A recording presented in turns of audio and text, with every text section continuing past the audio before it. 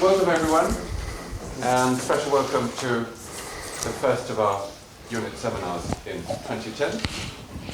And our speaker tonight is Chris Kelly, who's chair of the Committee on Standards in Public Life. And last spring, he was finally formally invited to conduct an inquiry in the system of MPs' expenses and allowances, something which I think you and your committee had been preparing for quite some time before. And they were ready and waiting, anticipating that this request might come their way. But last March, indeed it did, and they conducted a very thorough inquiry, and here's the plug for their report, which came out last November, and it is to that report which Chris is going to talk tonight. Chris, you're enormously welcome. Thanks very much, Robert. I'm intrigued there's still so much interest in MPs' expenses. I would have thought that we'd have finished with it. Actually, it was one of those interesting insights into government. I sent a letter. It's the custom of the committee to decide on their own inquiries for themselves, but to excuse me, I forgot to turn this off. But to consult the Prime Minister before we do them. And I wrote him a letter and said we were thinking of doing this. And 2 weeks later, I got the letter inviting me to do it, making no reference at all to the fact that we proposed it. But I quite understand why that should happen. It may only have been March that we. I'm sorry, I can't turn this off with my incompetence. It's because my fingers are too big. I have difficulty in pressing. It may have been last March that we started, but the process started many years before that, and it started in earnest 2 years ago with Conway and his children, first bringing it, I think, to wider public attention, although there have been a number of people, including Tony Wright, chair of the Public Administration Select Committee, who had been drawing attention to the fact there was something rotten in the woodshed for some time. But 2 years since Derek Conway and his children, 2 years of a pretty steep and painful learning curve for MPs and House of Commons officials, and 2 years of a number of false starts and I think fairly half-hearted attempts at reform. 2 years really of missed opportunities when people could have grasped the nettle and failed to do so. Because it was clear, as I said, it was clear at the time of the Derek Conway case that there were weaknesses in the system.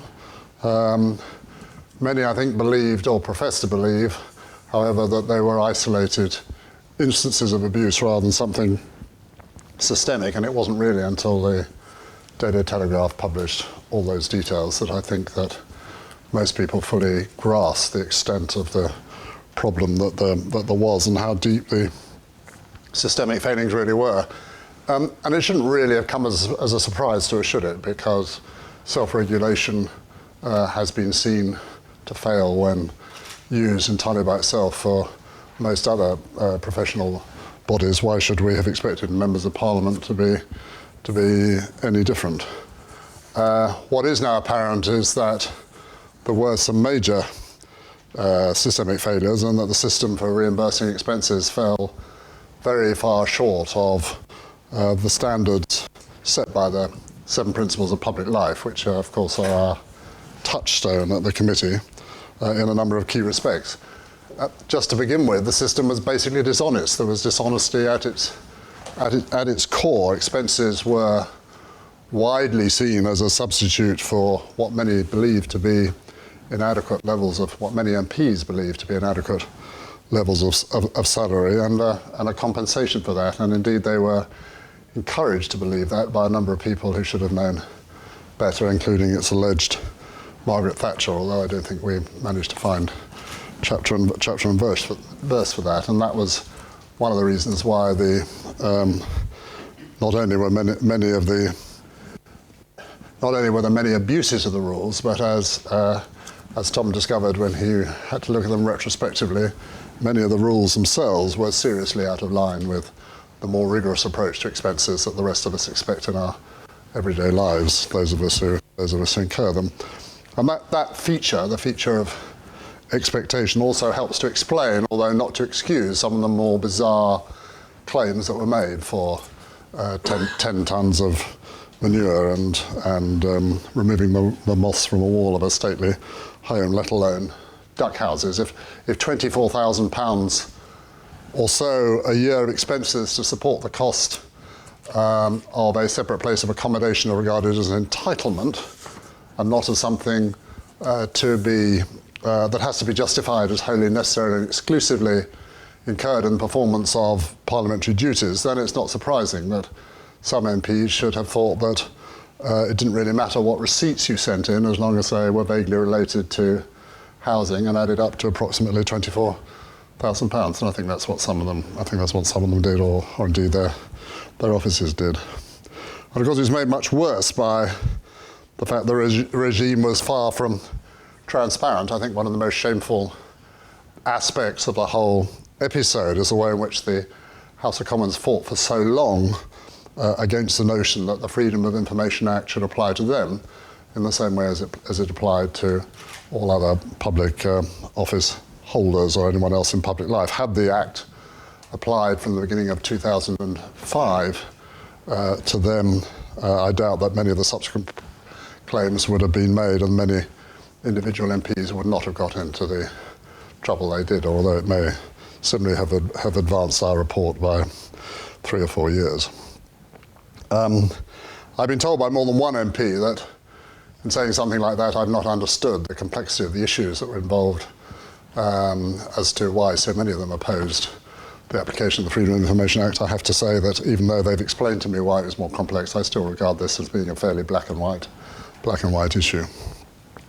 And of course, to add to the lack of transparency, the system wasn't even properly audited. There was a form of external audit, but until the current financial year, the auditors were not allowed to go beyond the Member of Parliament's signature. If an honourable member certified that an expense had been wholly necessarily and exclusively incurred, with the wrinkle, the wrinkle that there was around housing in relation to that. If a member certified expense had been properly incurred, then the auditor had no right to go beyond that. And had the clerk of the House, who was actually the accounting officer for this money, been put in the same position as any other accounting officer and having to certify the accuracy of the accounts, he would have been unable to do so because, frankly, he didn't have the systems that would enable him to do that. And then finally, and I'll come back to this point, a number of those who ought to have shown leadership in maintaining high standards failed at key points to do so. I think it's, whatever else one might say about him, and plenty have, I think it's, to my view, greatly to the credit of the current Speaker of the House, John Bercow, that he's now giving such a strong personal lead to the need for reform. As everyone recognises, the consequences of this systemic failure have been extremely damaging, not just for Parliament as an institution, but also for many individual MPs, and potentially it might even have washed over onto other public office holders. None of us can be happy about that. It certainly was a fine spectator sport for a while, reading the Daily Telegraph, and a degree of scepticism about those in authority is a healthy part of a functioning democracy. But the current degree of distrust of politicians is now well past that point, and it's worth saying that it'll take much more than the implementation of the recommendations of our report to get back to a more healthy balance. The recommendations in the report have been well publicised. They were accepted in full by the leaders of the three main political parties virtually instantaneously. We're used to having our recommendations accepted, not quite that speedily, although there was some minor party politicking around the edges.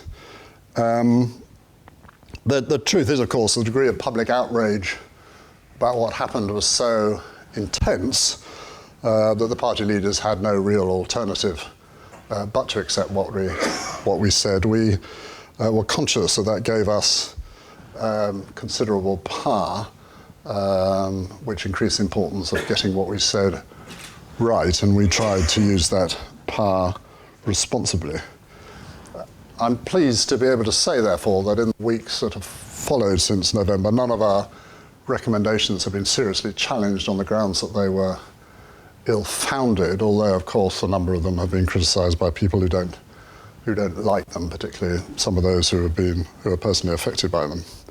Nor, incidentally, has Ian Kennedy, as the new chairman of the newly created Independent Parliamentary Standards Authority, in the limited time available to him, sought to change what I regard as any of the really key ones in a fundamental way, though he has, as he's fully entitled to, in terms of the statute that set him up, imposed his own judgment on ours on a number of issues in the consultation paper that he's issued. In some instances, he wants to be tougher than we were, and others slightly less tough. But in terms of the fundamental things, I don't think what he's proposing is all that different. Naturally, after the exhaustive process we went through, the exhaustive process of evidence taking and discussion, we think that our conclusions are the right ones, and we'll be saying that to him when we respond to his consultation paper shortly.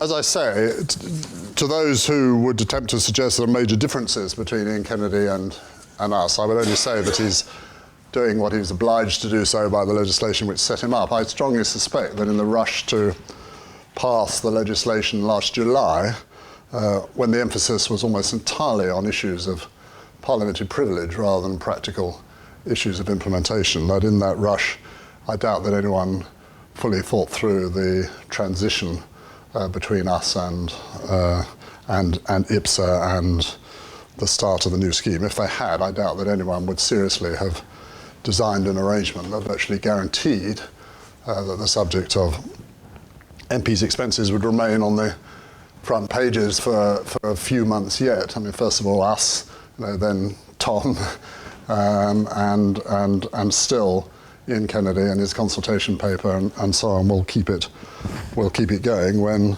everyone ought to have hoped that we could have resolved it.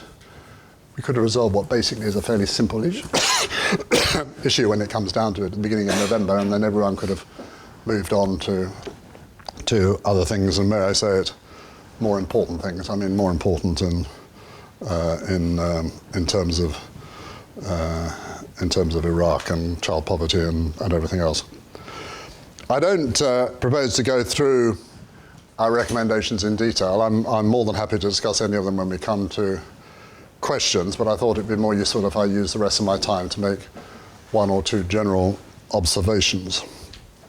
The first, and probably the most obvious, is about the importance of process in undertaking an inquiry of this kind. We came under some pressure at the beginning of the inquiry to complete the inquiry very rapidly indeed. The Prime Minister and others had an understandable desire to dispose as quickly as possible of an issue that was causing them a good deal of anguish and distraction from important matters of state.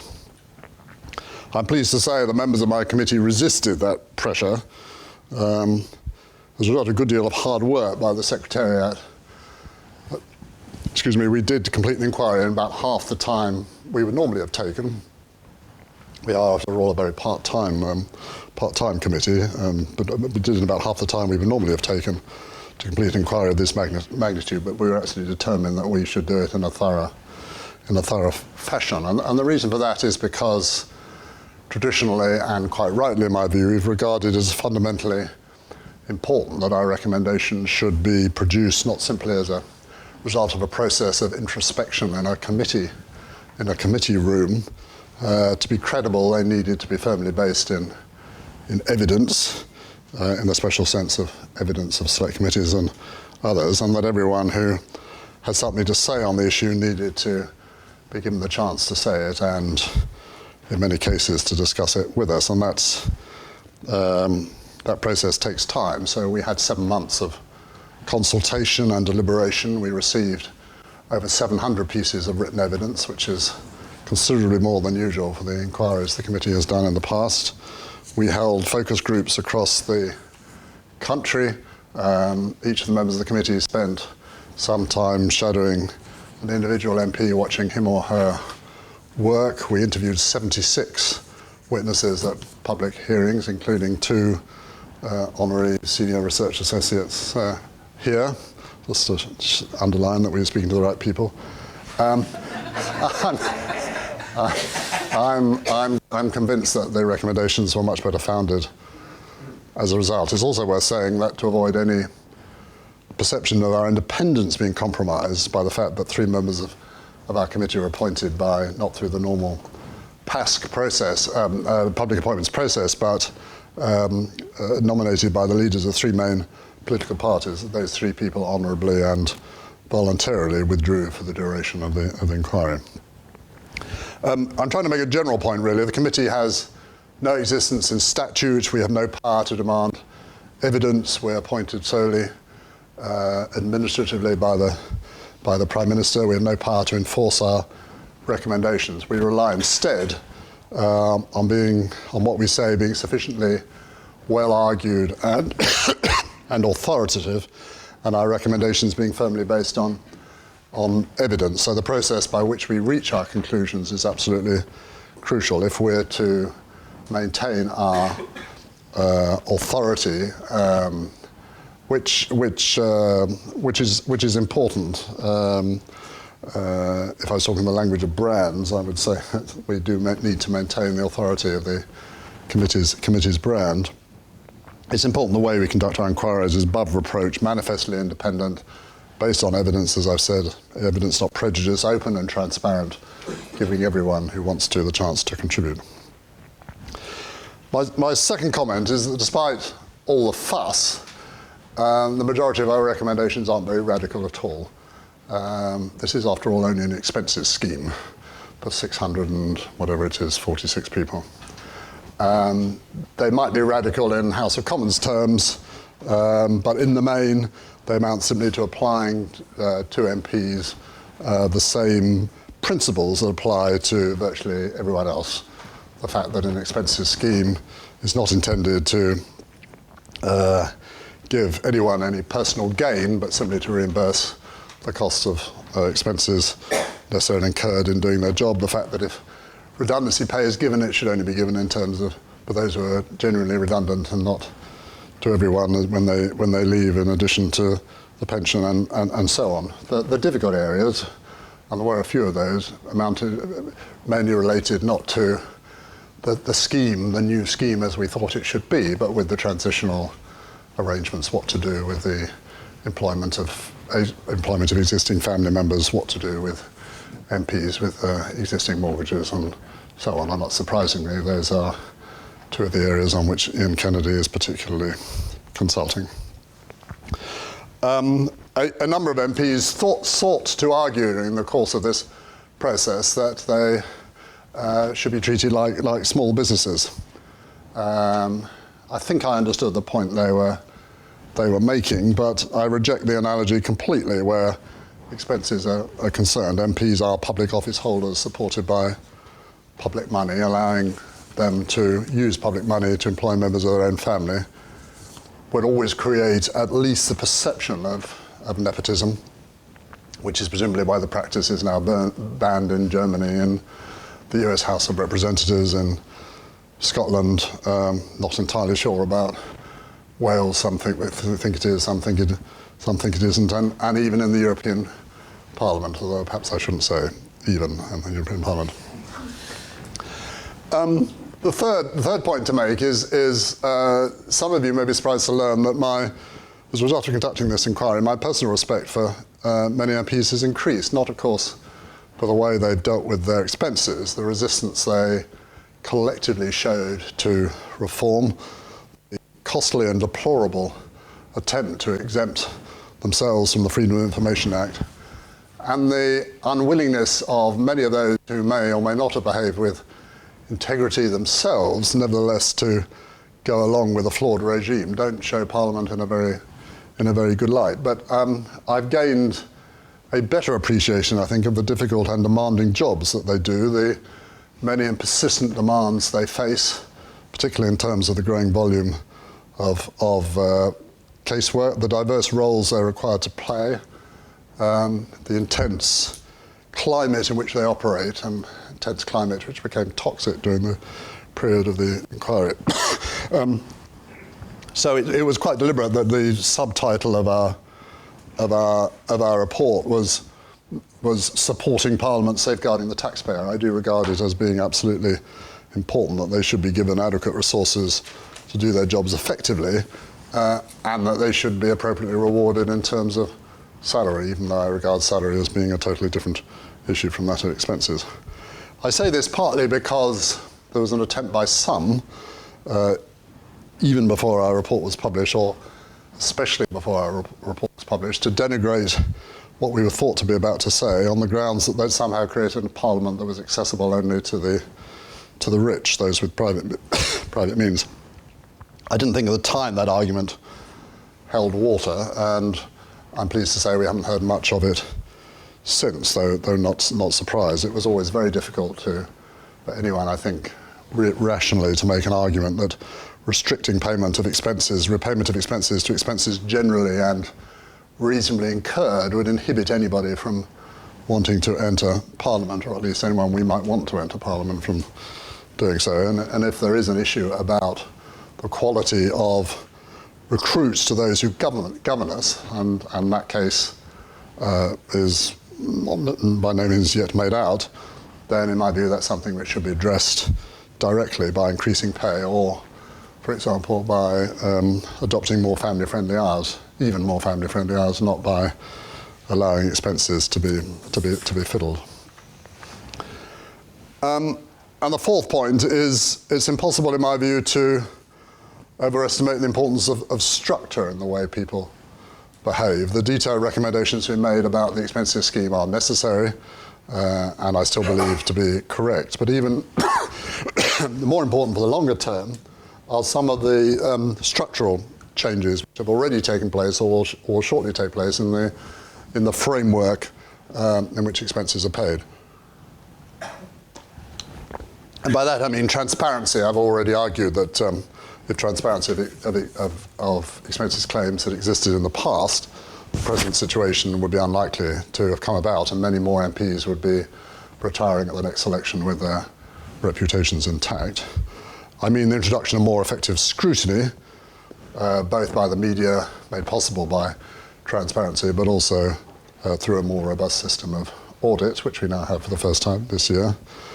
By the removal from MPs of the right to set their own expenses, a quite curious thing if you come to think about it, and the creation of an independent body charged with doing that in the shape of IPSA. If the House hadn't legislated last July to set up IPSA, my committee would certainly have recommended that they do something similar, and they were quite sensibly anticipated us in order to give time for the new body to be set up for the new Parliament. And then finally giving the same body responsibility for setting MPs' pay as well as expenses, bearing in mind the way in which it was pay or a perception of inadequate pay which led to the system becoming undermined in the first place. I regard our recommendation that in future the setting of MPs' pay should be properly enshrined in the new body and in primary legislation as one of the most important recommendations made by the committee, although it's attracted relatively little attention. The House did make a resolution last year that said in future they would bind themselves to accept the recommendations of Senior Salaries Review Body reports, but a resolution is simply a resolution which can be overturned by another resolution, an easy enough thing to do if the whips are on, whereas the independence of IPSA in setting expenses, and I hope in future pay, is enshrined in primary legislation, so overturn that requires new primary legislation and therefore creates a bigger barrier. And the last point I want to make, and perhaps most importantly of all, the point we all understood before, I think, is the affair has reinforced our understanding of the importance of high standards of leadership. Unless holders of public office promote the 7 principles of public life by leadership and example, the necessary standards will simply not be embedded in the culture of the organisations they belong to or head. You can have as many rules and codes of practice as you like, and we've got lots of those in Parliament and in the public sector, but they won't achieve much unless they're supported by strong and effective leadership. The tragedy of MPs' expenses, and it is a tragedy because of the damage it's done, the tragedy of MPs' expenses is an example of what can go wrong when people who ought to have been showing leadership in relation to standards fail to do so. As I've already said, there were many in the House of Commons who must have known that the expenses culture in the House was pernicious. But in the absence of openness, there was no real pressure for change, and they did little about it until they got into the mess they did. The result has been deeply damaging, not just to Parliament, but to the public trust in those who govern us, which is a necessary part of democracy functioning effectively, and we have all suffered, we will all suffer as a result of that. I think that's all I want to say by way of introductory remarks. Thank you for listening. I'll, of course, be delighted to answer any questions from